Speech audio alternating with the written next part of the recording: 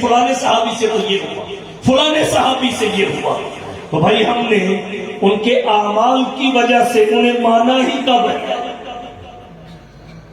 ان کے اعمال کی وجہ سے انہیں مانا ہی کب ہے؟ تو صحابہ بھی تنقید سے بالا تر ہے، ان کے کسی بھی عمل کو لے کر ان پہ تنقید نہیں کی جا سکتی۔ انبیاء بھی تنقید سے بالا تر، کسی نبی کو کثرت عمل کے ترازو پہ نہیں تولا جا سکتا۔ مقام نبوت نسبت الی الربوبیت، ایسے ہی نبی کے کسی بھی صحابی کو کثرت عمل کے ترازو پہ نہیں تولا جا سکتا۔ مقام صحابیت نسبت الی النبوت، یہ میزان ہے۔ ان کی شان دیکھنی ہے اللہ کے قرآن میں دیکھیے، محمد کے فرمان۔ ایک بات اور عرض کرتا ہوں، جب صحابہ کرام کو کثرت عمل کے ترازو پہ نہیں تولا جا سکتا تو تاریخ کے ترازو پہ کیسے تولا جا سکتا؟ اعمال شریعت کو مطلوب ہے، نجات کامل کے لیے ضروری ہے، رفع درجات کا باعث ہے، مگر اس کے باوجود صحابہ کو کثرت عمل کے ترازو پہ نہیں تولا جاتا۔ جب کثرت عمل کے ترازو پہ نہیں تولا جا سکتا تو تاریخ کے ترازو پہ کیسے تولنا چاہتے ہو؟ صحابہ کو تاریخ کے ترازو پہ تولنا ایسے ہے جیسے توڑی والے ترازو پہ سونے کا پہاڑ تولنا۔ صحابہ کو تاریخ کے ترازو پہ تولنا ایسے ہے جیسے توڑی والے ترازو پہ سونے کے پہاڑ کو تولنا ممکن نہیں ہے۔ اور یاد رکھیے، صحابہ تاریخی شخصیات بھی نہیں، وہ قرآنی شخصیات ہیں۔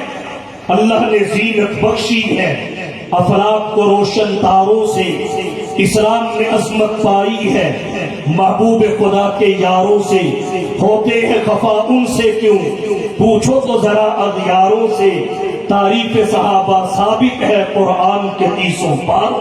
سبحان اللہ۔ وہ قرآنی شخصیات ہیں، کہتے ہیں جی فلانی تاریخ کی کتاب میں، فلانی تاریخی روایت میں آتا ہے فلانے صحابی نے یہ کیا، تو بات پلے باندھ لو۔ قرآن سے بڑی کتاب کوئی نہیں، آیت سے بڑا حوالہ۔ قرآن سے بڑی کتاب کوئی نہیں، آیت سے بڑا حوالہ کوئی نہیں۔ ہم حنفی ہیں، ہم نے یہ پڑھا پڑھایا ہے کہ جب نبی کی حدیث اور روایت بھی قرآن کی کسی آیت کے بظاہر سامنے آئے، بظاہر تقدیم و تاخیر کا علم نہیں، ناسخ اور منسوخ کا قاری کو پتہ نہیں، تو ظاہری تعارض نظر آتا ہے۔ جب کوئی حدیث بھی قرآن کی کسی آیت کے سامنے آ جائے تو فقہائے احناف کیا کرتے ہیں؟ دونوں کو جمع کرنے کی کوشش کرتے ہیں۔ ہماری اصول فقہ کی کتابوں میں اس کی درجنوں مثالیں موجود ہیں کہ جو چیز کتاب اللہ سے ثابت ہو اسے فرض کا درجہ دیا، جو سنت سے ثابت ہے اسے واجب کا درجہ دیا، اگر اس عمل میں واجب نہیں تو پھر سنت کے درجے پہ فائز کر دیا۔ اس طریقے سے دونوں کو جمع کیا، اور اگر ایسے بھی ممکن نہ ہو تو پھر وہ حدیث کو چھوڑ دیتے ہیں، قرآن کریم پہ عمل کرتے ہیں۔ تو جس قرآن کے مقابلے میں حدیث آئے تطبیق ممکن نہ ہو، نبی کی حدیث چھوڑ کے قرآن کی آیت پہ عمل کیا جاتا ہے، اور تم تاریخی روایت کو قرآن کی آیت پہ ترجیح دینے نکلے ہو۔ پیغمبروں کے ہاتھے دین چڑھا ہے، انہیں ناسخ منسوخ کا نہیں پتا، انہیں تقدیم تاخیر کا نہیں پتا، انہیں احکام کا نہیں پتا۔ تو علماء کے پاس آئیے، جب آپ علماء کے پاس آئیں گے گمراہی سے محفوظ ہو جائیں۔ جتنے فتنے پھیلے ہیں وہ آیت یا روایت کو نہ سمجھنے کی وجہ سے پھیلے ہیں، سمجھنے کی وجہ سے نہیں۔ اگر سمجھ آ جائے پھر فتنہ کہاں پیدا ہو سکتا ہے؟ اہل قرآن کی سمجھ میں قرآن نہیں آیا، وہ انکار قرآن کے فتنے میں مبتلا ہو گئے۔ منکرین فقہ کی سمجھ میں حدیث اور فقہ نہیں آئی، انہوں نے فقہ کا انکار کر دیا۔ تو ناسمجھی کی وجہ سے فتنے پیدا ہو رہے ہیں. اگر سمجھ آ جائے تو پھر تو فتنہ ختم ہوتا ہے. تو صحابہ کرام کے حوالہ سے یاد رکھیے دور حاضر کا سب سے بڑا فتنہ حضرات صحابہ کرام پر عدم اعتماد ہے. دور حاضر کا سب سے بڑا فتنہ حضرات صحابہ پر عدم اعتماد ہے. اور یہ وہ فتنہ ہے جو ام الفتن ہے. جو اس میں مبتلا ہو گیا وہ کسی فتنے سے محفوظ نہ رہا, اور جو اس فتنے سے بچ گیا وہ ہر فتنے سے بچ گیا. تو صحابہ کرام اللہ کے بارے میں کسی بدگمانی میں مبتلا نہیں ہونا, رسول اللہ کے بارے میں کسی بدگمانی میں مبتلا نہیں ہونا, اور صحابہ کے بارے میں کسی بدگمانی میں مبتلا نہیں. ان کو اللہ نے چنا ہے, اللہ نے چنا ہے. سب کا چناؤ غلط ہو سکتا ہے, رب کا نہیں ہو سکتا. وہ رب کا انتخاب ہے, اور رب کے انتخاب پہ تنقید اور عدم اعتماد, وہ رب پہ تنقید اور عدم اعتماد ہے. اس لیے نبی کے کسی بھی صحابی کے بارے میں اپنے ذہن میں کوئی منفی خیال نہ آنے دیں. الصحابۃ کلھم عدول, جب کسی شخصیت کا صحابی ہونا ثابت ہو جائے تو پھر جرا ختم. الصحابۃ کلھم عدول, صحابہ سارے کے سارے عادل ہیں, پھر جرا ختم.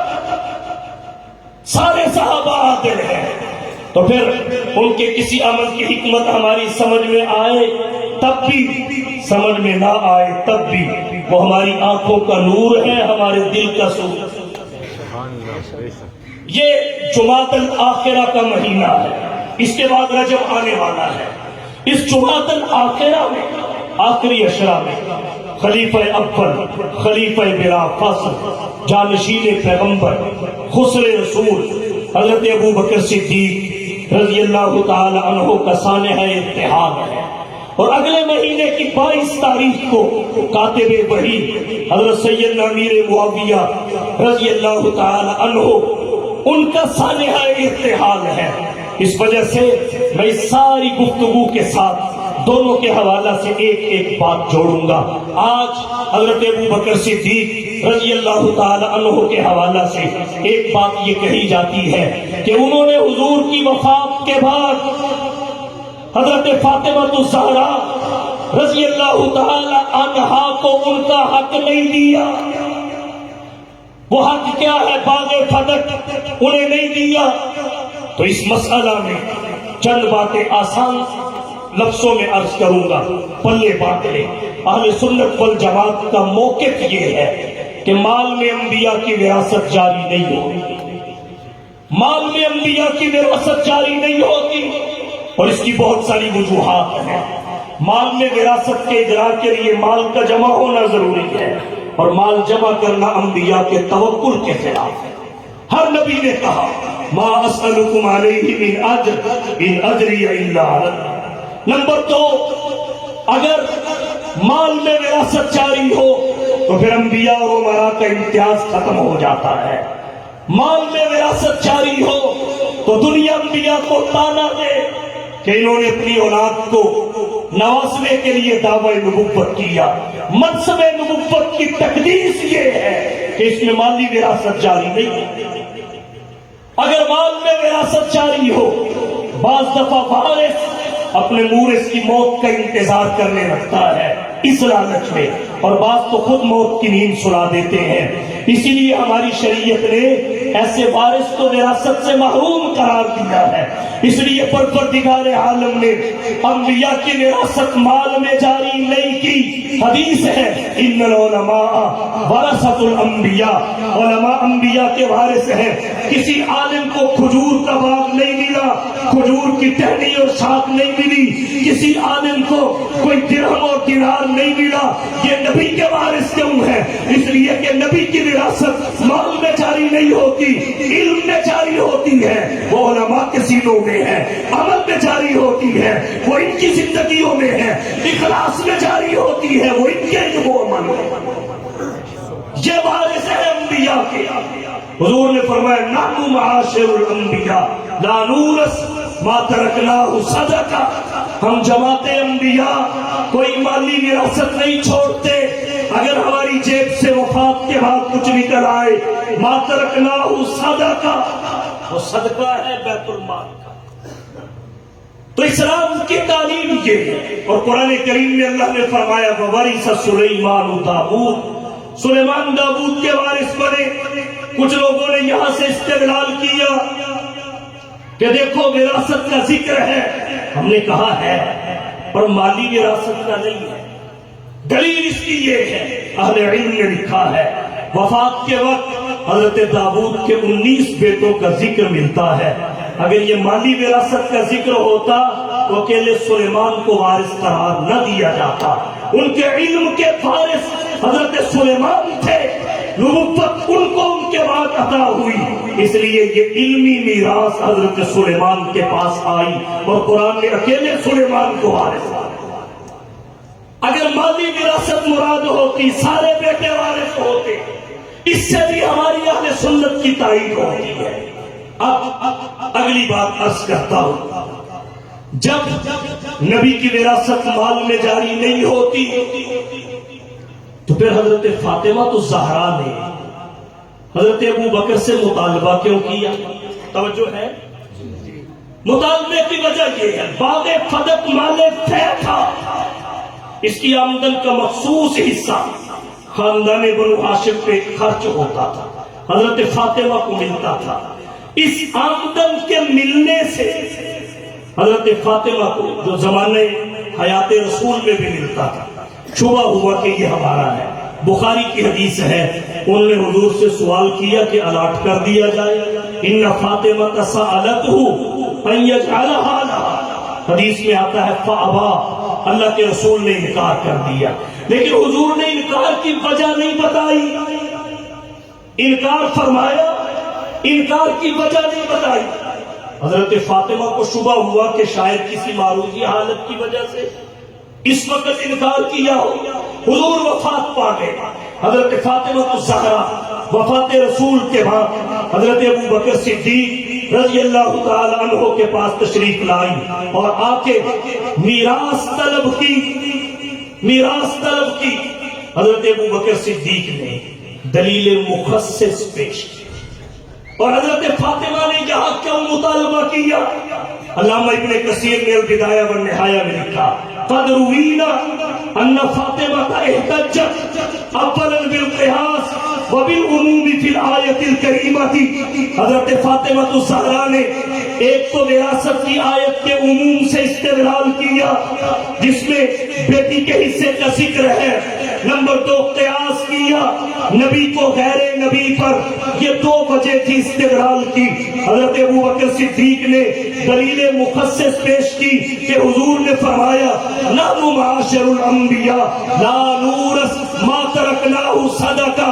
जब हजरत फातिमा तो ज़हरा ने इस दलील को सुना तो हजरत फातिमा तो ज़हरा हमेशा के लिए इस मुतालबा से दस्तबरदार हो गई और कभी भी हजरत अबू बकर से इस बारे में बात नहीं। बाकी जो नबी के ज़माने हयात में तरसे तकसीम था वो हजरत अबू बकर के ज़माने हयात में भी जारी रहा। कुछ लोग कहते हैं हजरत फातिमा मीरास तलब करने के लिए गई, मैंने कहा गई, सवाल किया, मैंने कहा किया। अबू बकर ने फिर क्या इनकार किया, मैंने कहा बिल्कुल किया। अच्छा बेटी घर में आए तो शरीफ लोग इनकार तो नहीं करते, खाली तो नहीं भेजते। मैंने कहा तुझे किसने कहा है अबू बकर ने खाली भेजा? अबू बकर ने नबी का फैसला तब्दील नहीं किया, उसको बरकरार रखा, लेकिन खाली भी नहीं भेजा। मुल्ला बाकिर मजलसी हक़ुल यकीन में एतराफ करता है।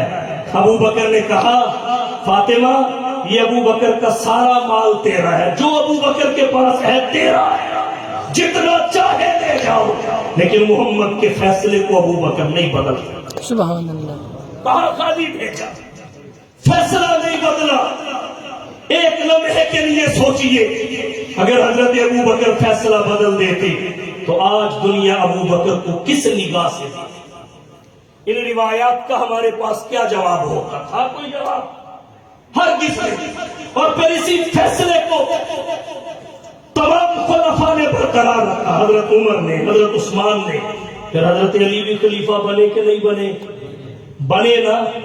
अगर तो हजरत अली ने ले लिया हो, वो हजरत फातिमा का इंतकाल हो चुका था, बुखारी की रिवायत है, इन्ना फातिमा बिन्त मुहम्मद आशत बाद रसूलिल्लाह सल्लल्लाहु अलैहि वसल्लम सित्तत अशहुर, 6 महीने तक हयात रहे। वही तर्ज तकसीम जारी रहा। बाद में हसनैन भी उसी तकसीम के तर्ज से लेते रहे। फिर हजरत अली खलीफा बने, चौथे नंबर पर बाग भी है, हसनैन भी है, और हजरत फातिमा की वफात के बाद हजरत अली का अपना भी हिस्सा निकल आया, हजरत अली का अपना भी चौथा हिस्सा निकल आया, लेकिन हजरत अली ने नहीं लिया। और हजरत अली के बाद हजरत हसन खलीफा बने, उन्होंने भी नहीं लिया, उसी फैसले को बरकरार रखा। अब बताइए, अगर अबू बकर नहीं देते तो अली लेते क्यों नहीं? अब तो खुद खलीफा है। हजरत हसन ने लिया क्यों नहीं? अब तो खुद खलीफा है। तो जब इनका अमल भी वही है जो अबू बकर का है, तो फिर खाली अबू बकर पे तनकीद का मतलब ये है कि अहले बैत से मोहब्बत का दावा तो वैसे ही है, असल बुग़्ज़े सहाबा, असल बुग़्ज़े सहाबा, बात तो बहाना है, असल तनकीद मोहम्मद के बाग में, अदावत मोहम्मद के बाग से है। तो अर्ज मैंने ये किया, हजरत फातिमा ज़हरा रज़ी अल्लाह ताला अन्हा ने, और ये जो रिवायात आती हैं, गज़ीबत फातिमा बिन्तु रसूलिल्लाह, हजर अबा बकर फलम तुकल्लिमु, इस किस्म की बहुत सारी रिवायात। कहने वाले कहते हैं तुम्हारी बुखारी और मोतबर किताबों में है। मैंने कहा बिल्कुल है, लेकिन क्यों है ये भी सुनो, क्यों है ये भी सुनो। अगर इस किस्म की सारी रिवायात को जमा किया जाए, तमाम तुरुक को जमा किया जाए, तो जिन रिवायात में नाराज होने की बात है, छोड़ने की बात है, बात ना करने की बात है, वो टोटल 16 रिवायतें हैं। 16, तवज्जो है, वो टोटल कितनी रिवायतें हैं? 16। और मजे की बात यह है, 16 के 16 रिवायतों में इब्ने शिहाब ज़ुहरी